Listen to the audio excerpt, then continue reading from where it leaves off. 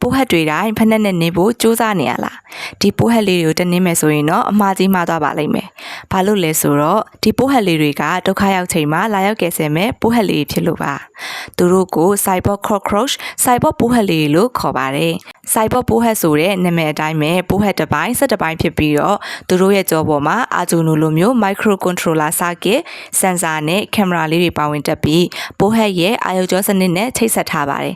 ဖုန်းဒါမှမဟုတ် remote ကိုသုံးပြီး bluetooth wifi စတဲ့အဝေးထိပ်စနစ်နဲ့သွားခိုင်းလို့ရပါတယ်ပျက်စီးပြိုကျနေတဲ့အဆောက်အအုံတွေကျင်းမြောင်းပြီးလူမသွားနိုင်တဲ့နေရာတွေတန်းငွေယူစိတ်နေတဲ့နေရာတွေကိုဆစ်လွတ်ပြီးတော့ထောက်လန်းခိုင်းလို့ရပါတယ်။မကြသေးခင်ကဖြစ်ခဲ့တဲ့မန္တလေးငလီကဲဆယ်ရေးတွေမှာလည်းအသုံးပြုခဲ့တယ်လို့သိရပါတယ်။ဒါကြောင့်ပိုးဟက်တွေတိုင်းဖက်နဲ့မနေလိုက်ပါနဲ့နော်။သူတို့ကကဲဆယ်ရေးသူရဲကောင်းလေးတွေဖြစ်နေနိုင်လို့ပါ။